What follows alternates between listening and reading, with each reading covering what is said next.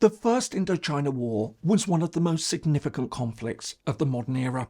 Lasting for 8 years, it cost hundreds of thousands of lives and led to the emergence of 3 new countries.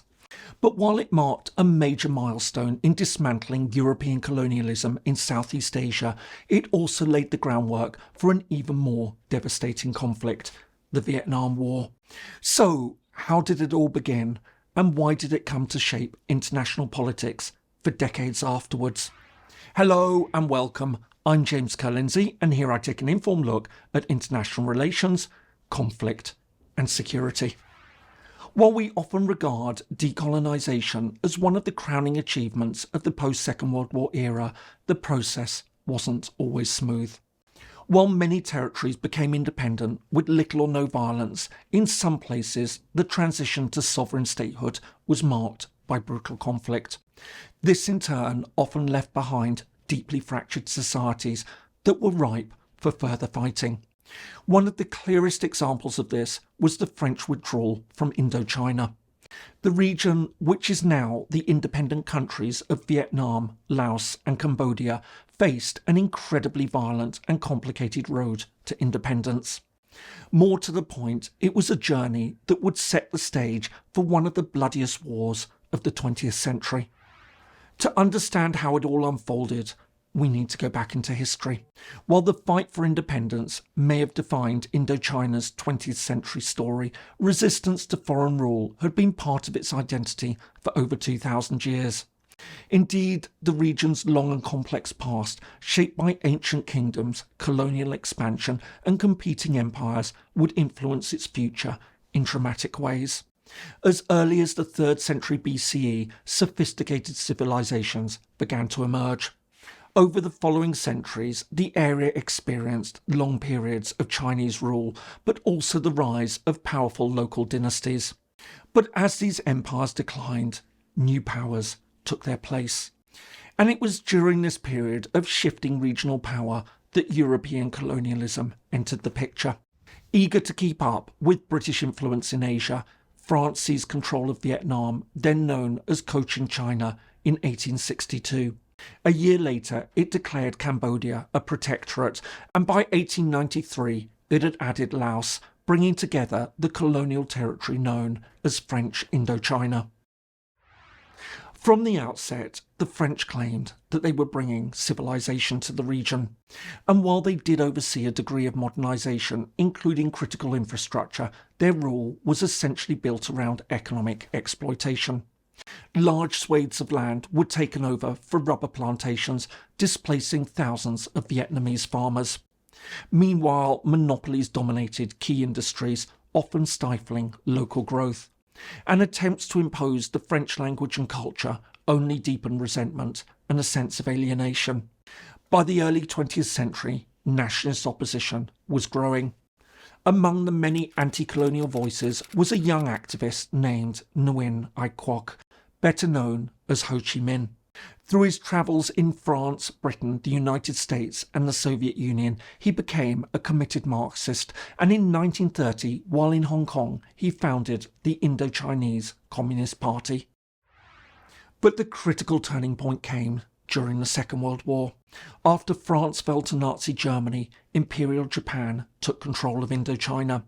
In 1941, Ho Chi Minh returned home and founded a new resistance movement known as the Viet Minh. This brought together various nationalist groups under one banner to fight Japanese rule. And on the 2nd of September 1945, just after Japan's surrender, the Viet Minh declared the formation of a new independent state, the Democratic Republic of Vietnam. But despite Vietnam's declaration of independence, France had other ideas. While the end of the war ushered in major changes across Indochina and saw Laos and Cambodia recognised as self-governing states within the new French Union, Vietnam rejected this option. Instead, it demanded that its independence be recognised. And when Paris refused, negotiations collapsed. And then came the spark that lit the fuse. On the 19th of December 1946, gunfire broke out in Haiphong harbour. The French Navy responded with a massive bombardment, killing and injuring thousands of Vietnamese. From there, the violence escalated quickly and the First Indochina War had begun. I hope you're finding this helpful. If so, please do give it a like and don't forget to subscribe if you haven't already. Thanks, and now on with the video. From the outset, the two sides fought very different conflicts. While the French focused on establishing fortified positions, Ho Chi Minh and the Viet Minh avoided direct confrontations. Instead, they waged a guerrilla campaign, using their knowledge of the countryside to launch hit-and-run attacks and build local support. At the same time, a new global dynamic was unfolding. As the Cold War took shape, both the United States and the Soviet Union extended their rivalries into Asia and Africa, including Indochina. Under the Truman Doctrine, the US was determined to contain communism and so started backing the French war effort. However, the real shift came in 1949 when the Communist Party took power in neighbouring China. Fearing that this could tip the balance in the Viet Minh's favour and trigger a wider domino effect, Washington now ramped up its military support to the French. All the while, the Viet Minh were also getting stronger. With help from the Soviet Union and Communist China, they began to resemble a more conventional military force, launching bigger operations and seizing more territory, especially in the north, near to the Chinese border. As the French found themselves increasingly on the back foot, they tried something new. In 1949, Paris created the State of Vietnam in an attempt to build an anti-communist government under its wing. And as part of this, it even started assembling a Vietnamese army to fight the Viet Minh. Despite all this, France's losses continued to mount, and as a result, French commanders now made a bold gamble.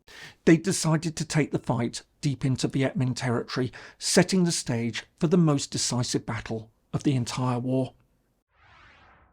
On the 20th of November 1953, French paratroopers landed in the Dien Bien Phu Valley and began building a fortress. There, they hoped to cut off Viet Minh supply lines from neighbouring Laos and lure it into a major battle. At that point, French forces would then use superior firepower to crush them. However, the commander of the Viet Minh forces saw it coming. Instead of engaging in direct battle, his forces surrounded the French, hauling heavy artillery through the jungle and laying siege to the base. With over 15,000 French troops now trapped, many expected the United States to intervene. However, after emerging from the Korean War, which had ended just months earlier, Washington decided to hold back. On the 13th of March 1954, the Viet Minh, by that stage 50,000 strong, launched a full-scale assault. As French attempts to resupply the garrison failed, the situation became increasingly desperate, and on the 7th of May, the Viet Minh overran the base. Over 2,000 French troops were killed, 5,000 wounded, and the rest taken prisoner. While the Viet Minh suffered even greater losses, with some estimates putting their dead at 25,000, it was nevertheless a clear and crushing defeat for France. More to the point, the way was now open for a peace agreement. But despite its military victory, the Viet Minh still faced a difficult political landscape. As negotiations opened in Geneva, both sides had tough decisions to make. The US and France feared that a full communist takeover of Vietnam would inevitably lead to wider regional instability. They therefore wanted to limit Viet Minh control. Meanwhile, the Viet Minh, although dominant in the north, knew that taking the south by force would be incredibly costly. In the end, therefore, a compromise was reached. Vietnam would become independent but temporarily divided at the 17th parallel. This would be followed by a nationwide election 2 years later in 1956, which would aim to reunify the country. On the 21st of July 1954, the Geneva Accords were signed. Along with recognising Vietnam's independence, they also confirmed the sovereignty of Laos and Cambodia, formally ending French colonialism in Southeast Asia. But while the deal was heralded as a breakthrough, problems soon emerged. For a start, the United States refused to sign the agreement. More to the point, the following year, the South declined to hold the planned elections and instead declared the creation of a new separate state, the Republic of Vietnam, or South Vietnam. With the country now divided, the seeds of a new conflict, the Vietnam War, also known as the Second Indochina War, had just been sown. Overall, the human toll of the First Indochina War was staggering. Around 200,000 people were killed, many more wounded, and millions displaced.